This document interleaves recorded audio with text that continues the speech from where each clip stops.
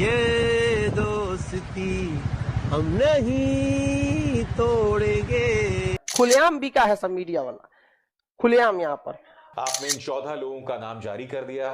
यह भी पता चल रहा है कि आप इवेंट्स का बहिष्कार करेंगे। And I want to say to them today, as they bring out this laughable, ridiculous boycott threat.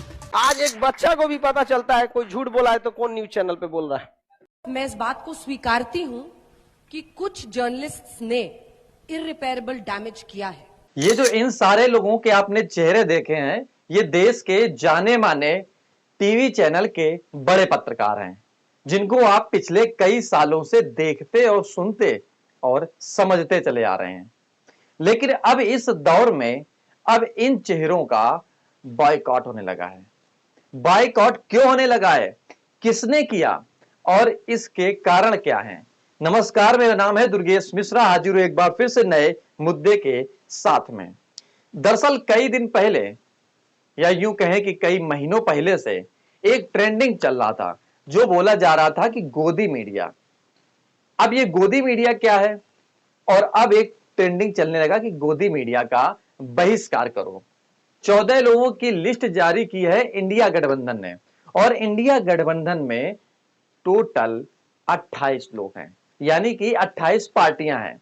इस पार्टियों के सामूहिक रूप से एक ग्रुप मीटिंग हुई और उसके बाद में यह तय हुआ कि इन लोगों के नाम निकाले गए, बाकायदे प्रेस कॉन्फ्रेंस की गई और उसके बाद में यह बताया गया कि इन लोगों के साथ में हमारी पार्टी के लोग, हमारी पार्टी के प्रवक्ता ना तो डिबेट में बैठेंगे और ना कोई बयान जारी करेंगे।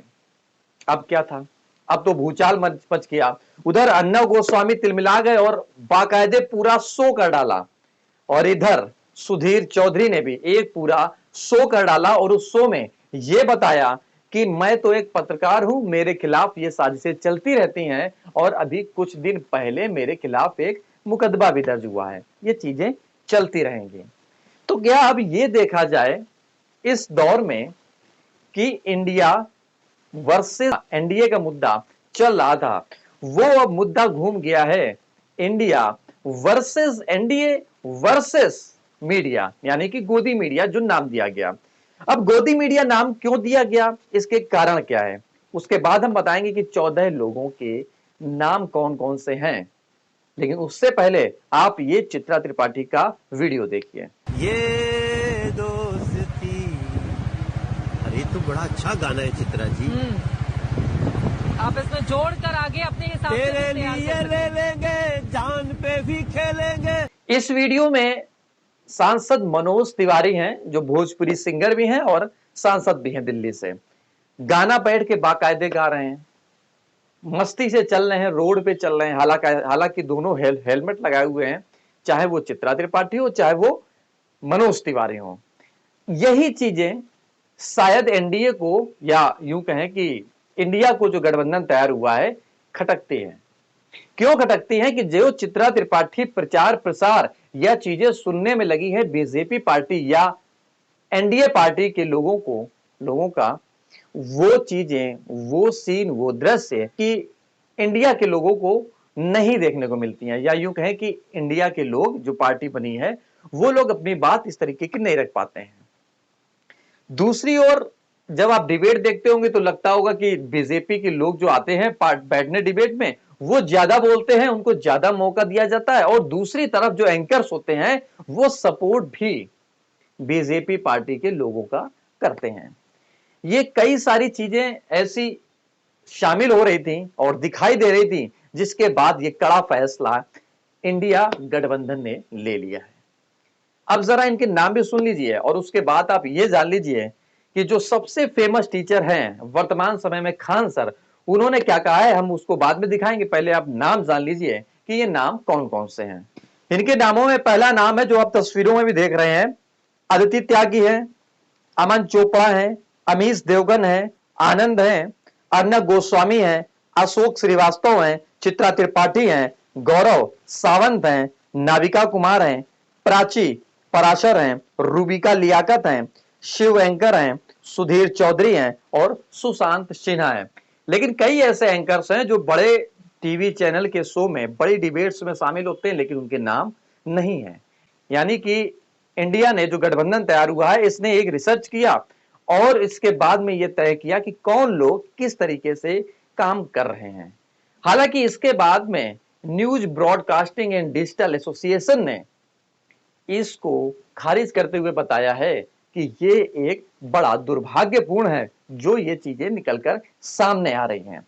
हालांकि इस पर रूबिका लियाकत ने भी अपनी प्रतिक्रिया दी, अंजना ओम कश्यप ने भी प्रतिक्रिया दी, सुधीर चौधरी ने भी प्रतिक्रिया दी, सबने अपनी अपनी प्रतिक्रिया दी है। लेकिन लोगों के बीच में जो कौतूहल का विषय बन गया कि जो इंडिया वर्सेस एनडीए चल रहा था, अब वो इंडिया वर्सेस गोदी मीडिया हो गया है। अब जरा इसके सार को समझते हैं, लेकिन उसके पहले आप ये समझ लीजिए कि ज्ञानी के खान सर ने क्या बोला। लोग उनको देखना सुनना ज्यादा पसंद करते हैं, जरा सुनिए। खुलेआम बिका है सब मीडिया वाला, खुलेआम यहाँ पर। और मीडिया की गलती क्या है, दूसरे के तन ढकते ढकते खुद नंगा हो चुका है वो, उसका आज कोई अस्तित्व नहीं बचा है। आज एक बच्चा को भी पता चलता है कोई झूठ बोला है तो कौन न्यूज चैनल पे बोल रहा है, ज्यादातर पे तो झूठे बोलता है सर। यहाँ पर आता है सा हमसे जबरदस्ती कहते सर आप वीडियो कंटिन्यू बनाया कीजिए, क्योंकि हमको अब मीडिया वालों पे ज्यादा भरोसा नहीं रह गया। इन्होंने भी मीडिया के बारे में पहले बता दिया कि मीडिया कैसे काम करती है और वर्तमान समय की हालत क्या है। अब जरा सार को समझ लेते हैं। दरअसल हुआ ये कि जिस तरीके से जब देश आजाद हुआ तो चौथा स्तंभ तैयार हुआ। उस चौथे स्तंभ के बाद में एक पायदान पर खड़ा हुआ जिसको बोला जाता है मीडिया, यानी कि प्रेस, स्वतंत्रता। ये सवाल पूछने में और जवाब लेने में स्वतंत्र थी, जनहित के मुद्दों में उठाने में आगे थी। जो जनहित के मुद्दे थे वो सरकार तक पहुंचाने और सरकार की स्कीमों को जनता तक पहुंचाने का काम करती थी मीडिया। लेकिन वर्तमान के परिदृश्य में जो दृश्य सामने आया वो अब लोगों में चुभन सी पैदा करने लगा है।